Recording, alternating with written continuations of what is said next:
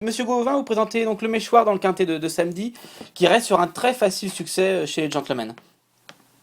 Oui, absolument. C'était assez impressionnant ce jour-là. Bon, ça reste une course gentleman où l'eau n'était pas forcément très relevée.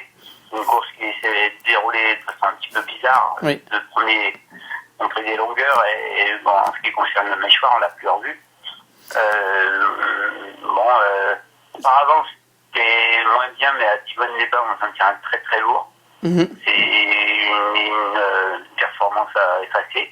Il avait bien couru à Vichy, en cavalière. Après, c'est plusieurs courses, dont deux en gentleman cavalière qui ont sûrement redonné du moral. On revient sur les quintés, avec un poids plus favorable. Exactement. Le cheval qui se montrait un peu caractériel dans des lots un peu fournis au printemps, il a l'air dans de meilleures dispositions. Donc, on revient dans les quintés qui sont des combats où il y a beaucoup de partants.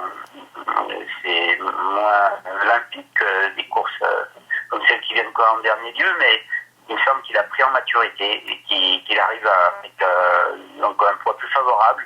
Il va être intéressant de le suivre. Oui, il est un peu mieux armé que lors du premier semestre, quoi, en gros. C'est un peu ça. Oui. D'accord. On a tout à fait le droit de retenter le coup, je pense. Ça va être intéressant. D'autant qu'il n'avait pas été forcément très heureux au premier semestre, sous des poids en plus plus lourds. Oui, Mais... oui, tout à fait. Donc il faut le suivre avec attention, j'ai l'impression. Oui, je pense. Très bien. Et puis dans le Prince d'Orange, vous présentez Calling Out, qui a fini 6e du prix Jean Prat. Oui. Qu'est-ce que vous en avez... On était partagé sur la distance après le Daphnis et le British sur 1800. J'étais a priori plus tenté de le ramener sur 2000, pour prolonger sur 2000. Et on avait notamment une maison à fille, tout le Grand Prix de Vichy. On a tenté ce coup du prix Jean Prat, puis ça s'est pas bien passé. En plus, il est resté dans les boîtes et il s'est retrouvé dernier. C'est mission impossible de revenir. Sa course n'est pas forcément si mauvaise que ça. Oui, c'est sûr. Il pourrait un peu rapprocher. Donc là, il a retrouvé de la fraîcheur, il est très très bien.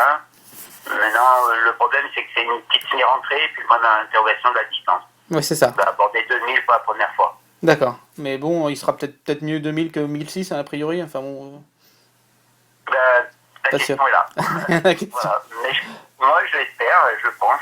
Mais le risque, c'est que sur la fraîcheur, il en passe un peu, là, mais on verra bien. Bien sûr. On essaye. Bien sûr.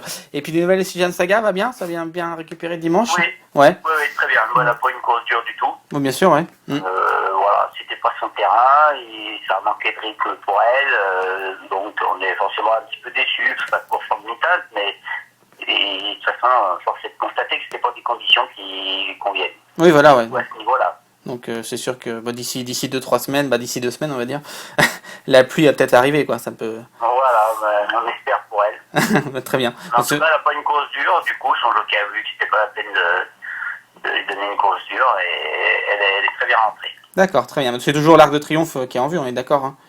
Toujours. D'accord, très bien.